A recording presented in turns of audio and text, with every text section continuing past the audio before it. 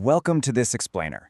I am honestly so incredibly excited to dig into today's topic with you. We are just constantly surrounded by conversations about burnout, the relentless hustle, and the overwhelming stress of modern work culture. It's everywhere. But what if I told you that the way we live right now is actually a total anomaly? Today, we're exploring a lifestyle that human beings lived for literally 99% of our history. So let's jump right in and see what a day in the life. Before we time travel to the past, I want you to take a second and honestly reflect on your own life. How many hours did you work this week? Was it 40, 50? Maybe you were grinding out a 60-hour week, totally fueled by coffee and looming deadlines. Well, hold on to that number in your head, because we are about to completely shatter your expectations with some pretty wild. 300,000. For roughly 300,000 years, every single human being on Earth lived as a hunter-gatherer. It is essentially the default human setting. And the most fascinating part is that this isn't just ancient history. There are groups, like the Hadza in northern Tanzania, who still practice this exact lifestyle today, which gives anthropologists a real-time window into how our ancestors survived and really, how they thrived. Now, contrast this number, 15. Back in 1968, an anthropologist named Richard Lee spent years tracking the time of the Kung Bushmen of the Kalahari Desert, and he tracked it down to the absolute minute. His data revealed something kind of shocking. They worked a grand total of about 15 hours a week. Let's break that down even further. That is just 2.5 hours a day. And we are talking about every single chore needed to stay alive. The gathering, the cooking, the whole shebang. I mean, most of us hit 2.5 hours of work before we've even finished our mid-morning coffee. Your ancestors had no bosses, they didn't pay rent, and they didn't have weekends. Mostly because, frankly, every single day was already kind of a weekend. All right, Section 1, Sunrise and Gossip as a Legal System. Imagine waking up at sunrise in a camp of about 25 to 30 people. You're sleeping on a hide over flattened grass. You know every single person in the camp intimately, and literally everything you own fits into one single bag. There are absolutely clocks. And the very first thing everyone does? They talk. When we think of justice today, we think of prisons, police, written contracts. But Kung justice? It relies entirely on gossip, whispers, and mockery. This casual morning conversation isn't just trivial chatter. It's the camp's operating system. They talk about who took too much meat or who broke a promise.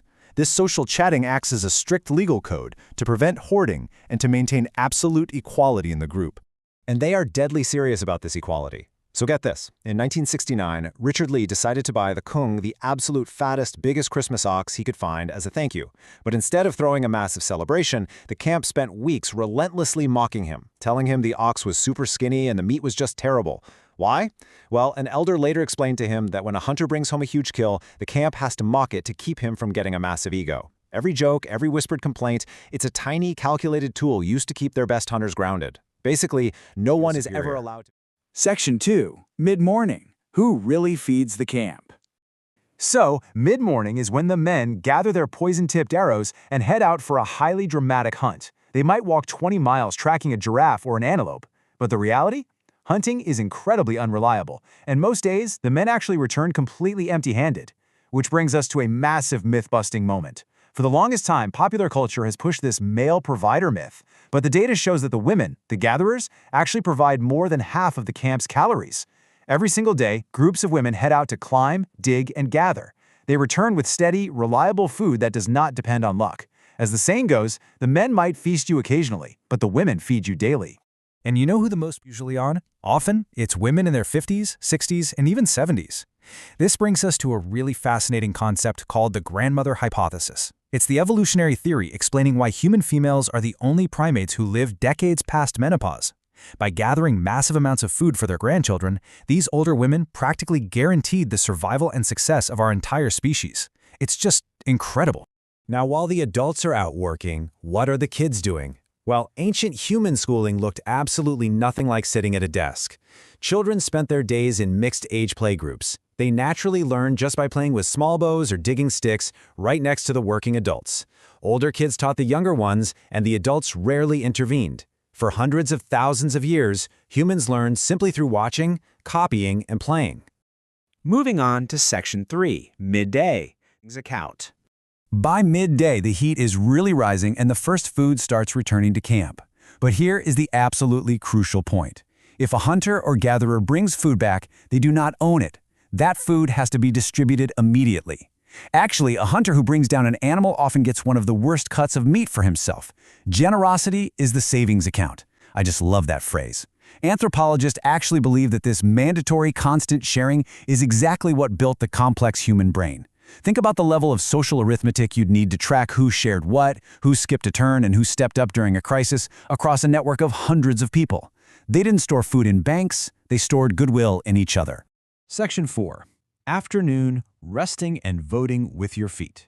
As the really intense midday heat sets in, the entire camp essentially hits pause. The afternoon is meant for the body. People nap in the shade, weave baskets, or spend an hour picking lice out of each other's hair, which, okay, sounds a bit gross to us, but for them, it's a physical connection with loved ones. They handle bodily functions and intimacy without all that heavy shame or the taboos that modern societies tend to pile on top of natural human behavior. But hey, they weren't saints, they felt jealousy, they had affairs, grudges definitely flared up, but look at how they solved it compared to us. Today, if you have a terrible conflict with a neighbor or a coworker, you're usually trapped by a 30-year mortgage or an employment contract.